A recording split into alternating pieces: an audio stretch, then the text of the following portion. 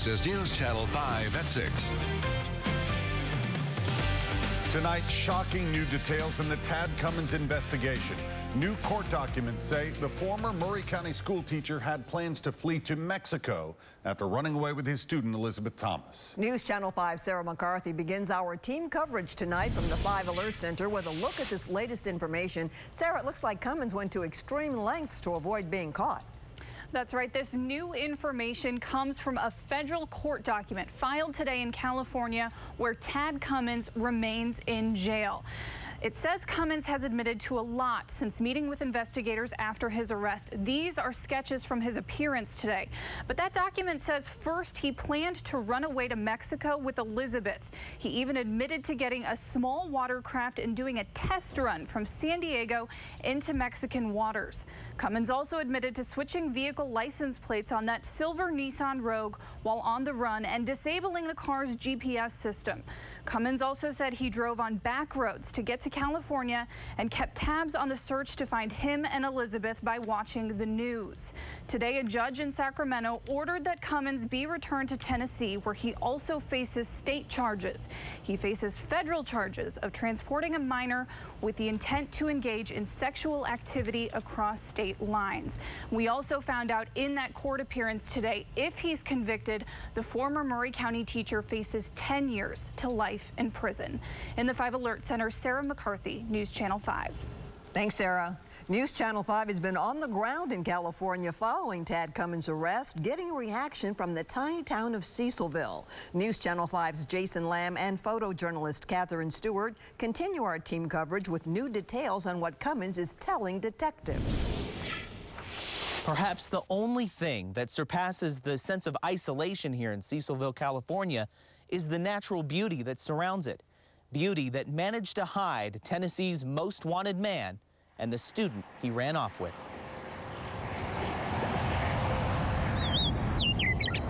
You can discover a lot in mountain shadows 2,400 miles from Columbia, Tennessee.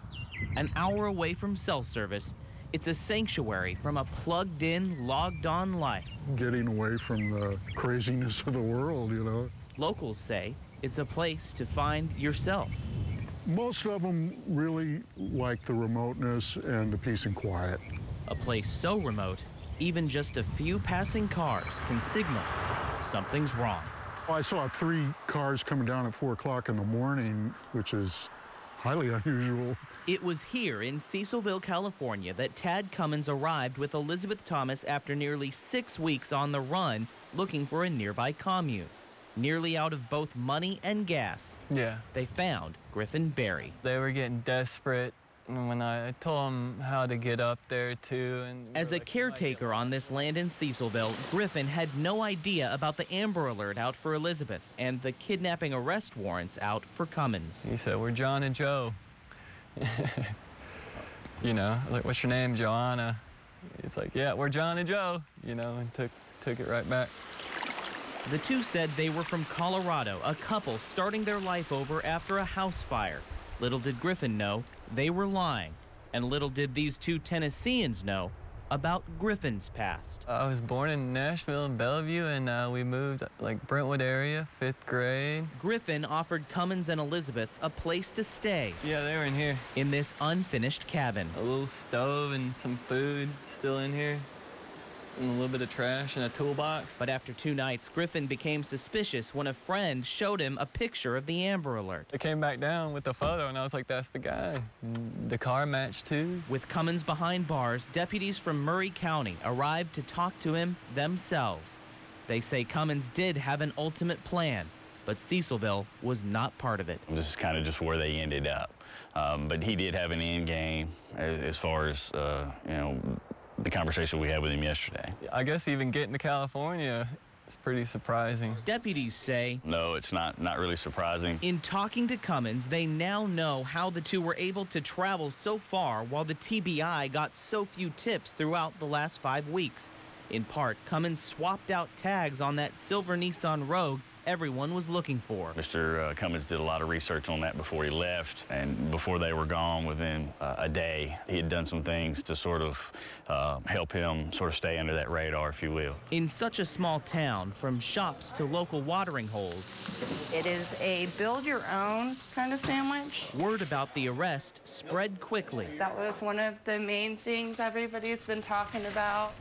And in such an isolated area, deputies say that very fact may shed light on a fatal flaw in Cummins' plan. You notice when somebody different comes through town? Most everybody knows each other around here. They know people that are just kind of rumbling and traveling through, and to sort of integrate yourself into that, it's really kind of hard to do. With Cummins now facing federal and state charges and Elizabeth recovering at home, attention will likely now turn away from Cecilville. Who would guess that they'd come here? She's safe, and that's amazing. But those who call this place home all agree. We're thankful for that. What was found among these mountains was the discovery of a lifetime. It's very fortunate that it all turned out the way it did. Griffin says he's soon planning a trip back to Middle Tennessee to meet Elizabeth Thomas's family for the first time. In Cecilville, California, Jason Lamb, News Channel 5. Jason, thank you. Griffin says Tennessee authorities have also been in contact with him about the reward money offered for Elizabeth's safe return. And more action taken today by the Thomas family attorney, and we'll have more on that in just a moment. But first, we are getting new information about how Elizabeth is doing. News Channel 5's Jonquil Newland sat down with members of her family just this afternoon. It's been 5 days since Elizabeth Thomas was found in Northern California. Now she's back at home. Meanwhile, these green ribbons and her pictures still decorate poles in downtown Columbia as her family is talking about what's happening behind closed doors. Before I walked in that room, my heart was beating fast, and I took a deep breath and I opened the door. Danielle Thomas recalls the moments before she was reunited with her sister-in-law. Just when I first walked into the room, it was like kind of awkward. Like, you could tell she just, in her eyes, that she really just didn't know how to interact with me. And I don't know why that was. To her family, she's Mary Catherine, a spunky 15-year-old with a large personality, one that's now shadowed by the alleged crime of her former teacher. Danielle says her therapy will be extensive. Trying to get her on a level where she's able to cope, because at this particular moment, she can't even cope with daily life right now. I mean, it's really hard for her. She's, one minute she's happy and the same Mary Catherine that you knew before all this, and then she's shaking or curled up in the fetal position crying. It's easily the most complex domestic case I've ever had. Jason Watley, the Thomas family attorney, recalls the moment he met Mary Catherine for the first time. Because she looks like a kid. She looks little. She's a little girl. And when I first saw her, I mean, that's the very first thing I thought of. I was taken aback. I did not expect, I just didn't expect it. She has a long road ahead, and Danielle hopes one day her story may help others. If things go, in a perfect world, I think that she could use what has happened to her and maybe be able to help other young girls in her similar situation. In Columbia, I think that that's something that she would want to do. Jonquil Newland, News Channel 5. Jonquil, thank you. And tonight, a restraining order has been filed against Elizabeth's mom. Kimberly Thomas is no longer allowed to have contact with her husband, now filing for divorce, with Elizabeth or any of her siblings. The mother's also no longer allowed to discuss the case or the family with news media. You may remember Kimberly Thomas was charged with child abuse and neglect last year, but has yet to be tried in the case. Could word have gotten out sooner or in a better way when it comes to the Amber Alert issued for Tad Cummins and Elizabeth Thomas? The family's attorney says once this case settles down, it may be worth a look to see if any changes need to be made to the missing child alert system. TBI Director Mark Gwynn told the media last week anything can be improved, but Amber Alerts have rules. There's certain regulations and policies you have to follow. We want Amber Alerts to stay at a position, in a place where when we put out an Amber Alert, people recognize it and people respond.